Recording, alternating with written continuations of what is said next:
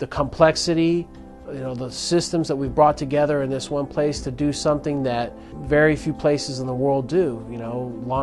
Launch humans to a low Earth orbit, and hopefully with the new program into farther reaches of space.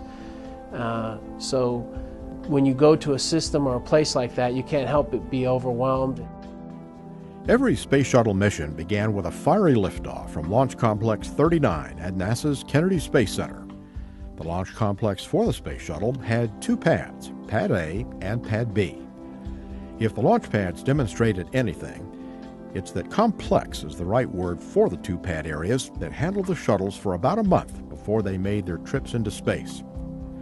Outfitted with everything a spacecraft and its crew would need to take the final leap into space, the pads handle fueling duties and crew support and held precision machinery for a range of payloads.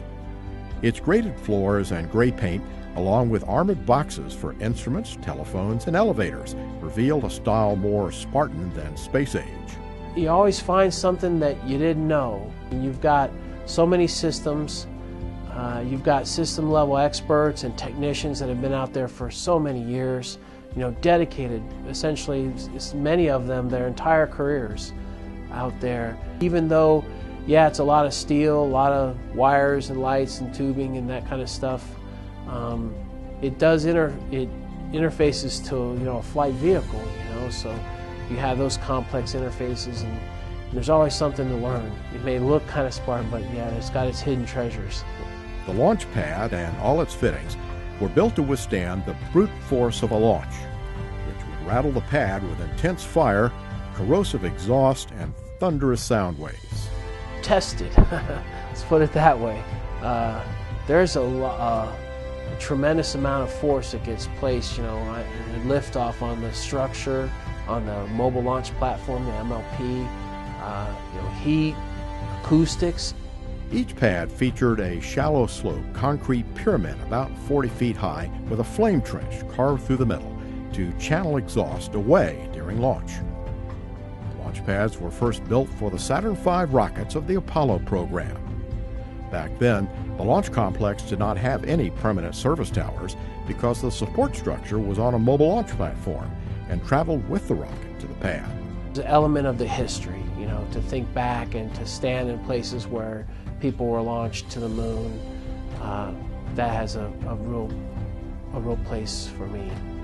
For a shuttle, a pair of support structures called a fixed service structure, or FSS, and a rotating service structure, or RSS, were built at the pad and would remain there for all 30 years of flights.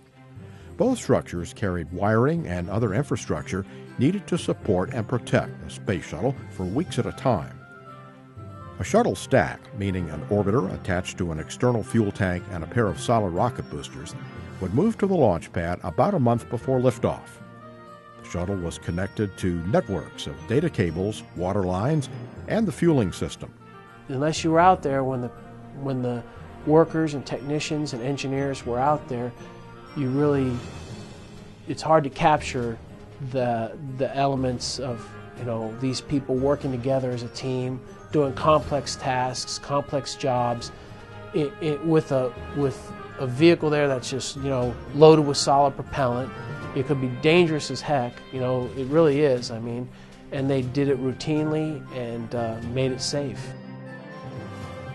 There's also a bathroom, complete with stainless steel fixtures instead of brittle porcelain. When we do give give some tours up there, or groups come up there, I always point out that that's the last toilet on Earth. Before launch day, the RSS covered most of the shuttle and provided a clean room that safely moved space probes, space station modules, and even NASA's Hubble Space Telescope into the shuttle's cargo bay without contaminating them. Other parts of the launch pad gave workers access to most areas of the shuttle stack, which stood up to 184 feet above the surface of the mobile launcher platform. The launch pad was woven throughout with propellant lines, wiring, and machinery. There's so many complex things out there that could literally kill you, if you did something wrong, or not just yourself, it could be, devastating. And we do it safely, routinely, day in and day out. That's testament to the workforce and to to what this nation built from the Apollo era, you know, learning through hard lessons. Launch day was also when most of the structures at the pad came to life, mostly by remote control to keep people a safe distance away. The huge white spheres on either side of the shuttle will pump supercold liquid hydrogen and liquid oxygen into the shuttle's external tank. Each propellant had to flow through long lines from the spheres about a half-mile from the shuttle. As you get closer to launch, you know, things just kind of step up, and you can feel it, just pure excitement, you know, really, as you're getting closer. The last people at the pad on launch day were the astronauts. They headed into the White Room, a kind of cramped locker room, before boarding the shuttle. With 2.5 minutes to go, the gaseous oxygen vent arm and its white beanie cap retracted from the top of the external tank, clearing the way for the launch. About 16 seconds before launch, some 300,000 gallons of water poured onto the launch pad. Though it might seem to be done to protect against the blazing fire, the water was actually for sound suppression to dampen the vibrations produced by 7 million pounds of thrust. The fire and thunder would produce a show unlike any other. Go for main engine start. We have main engine start.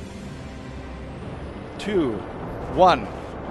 Booster ignition and the final liftoff of Discovery. A tribute to the dedication, hard work, and pride of America's Space Shuttle team. The shuttle has cleared the tower. Some of our team would work late shifts, so you kind of had to go home and sometimes, you know, watch it from the river, just like the other folks would, or something like that, which I actually kind of enjoy.